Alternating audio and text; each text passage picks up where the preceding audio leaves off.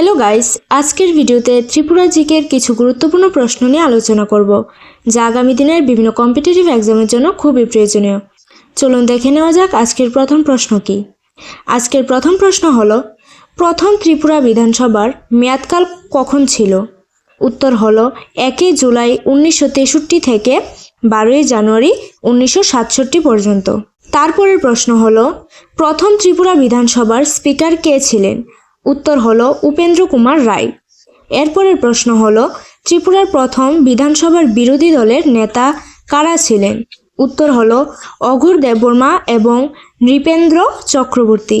এরপরের প্রশ্ন হলো, দ্বিতীয় ত্রিপুরা বিধানসভার স্পিকার কে ছিলেন? উত্তর হলো মনীন্দ্রলাল ভৌমিক।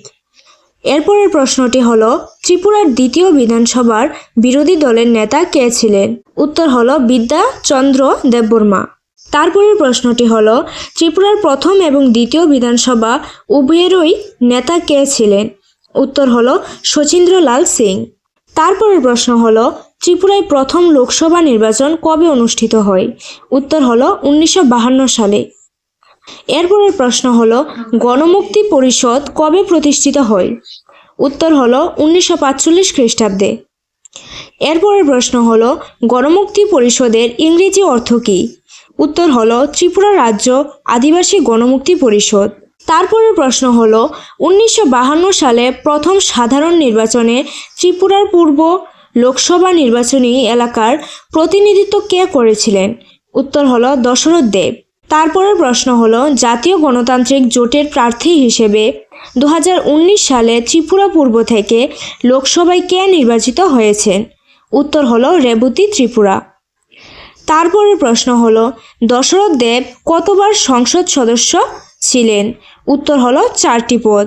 তারপরের প্রশ্ন হলো, মহারাজা কিরিট বিক্রম কিশোর দেববর্মন কখন সংসদ সদস্য হন? উত্তর হলো 1967 খ্রিস্টাব্দে। তারপরের প্রশ্ন হলো, ত্রিপুরার সবচেয়ে দীর্ঘ সময় ধরে সংসদ সদস্য কে? উত্তর হলো রাজুবান রিয়ান। তারপরের প্রশ্ন হলো, ভারতীয় জাতীয় কংগ্রেস থেকে 2019 সালের ভারতীয় সাধারণ নির্বাচনে রেবতী ত্রিপুরার প্রতিপক্ষ কে ছিলেন? উত্তর হলো মহারাজ কুমারী প্রজ্ঞা দেববর্মন। এরপরের প্রশ্নটি হলো, ত্রিপুরায় ভারতের কমিউনিস্ট পার্টি কতটি সাধারণ নির্বাচনে জয়লাভ করেছে? উত্তর হলো 9টি নির্বাচনে। ভারতের কমিউনিস্ট পার্টি কর্তৃক 3টি।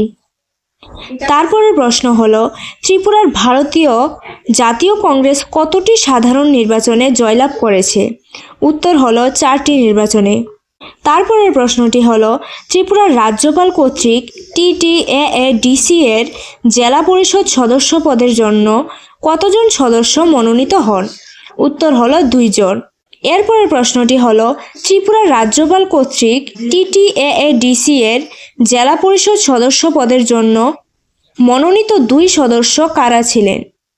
উত্তর হলো বিদ্যুৎ দেববর্মা এবং শিবসেন কাইপে।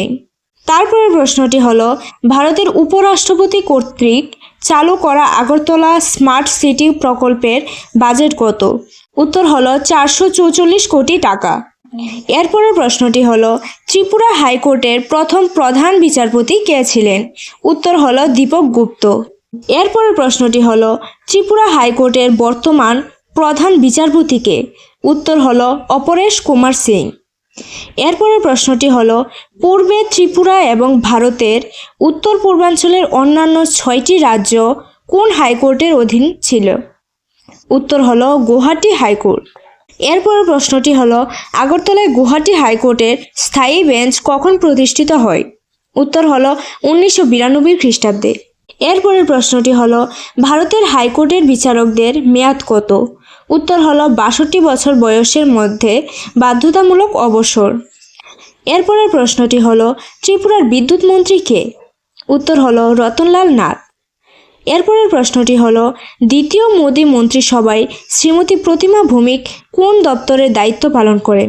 উত্তর হলো সামাজিক ন্যায় বিচার ও ক্ষমতায়ন মন্ত্রণালয়। এরপরের প্রশ্নটি হলো, ত্রিপুরার প্রথম লোকায়ুক্ত কে? উত্তর হলো বিচারপতি প্রদীপ কুমার সরকার। এরপরের প্রশ্নটি হলো, মৎস্য বিভাগের প্রধান সচিব কে? উত্তর হলো BS মিশ্র। আজকের ভিডিওতে এই প্রশ্নগুলি নিয়ে আলোচনা করা হয়েছে। দেখা হচ্ছে পরবর্তী ভিডিওতে। যদি ভিডিওটি ভালো লেগে থাকে তাহলে অবশ্যই শেয়ার করুন এবং চ্যানেলটিকে সাবস্ক্রাইব করে আমাদের সাথে থাকুন। Thank you watching for this video.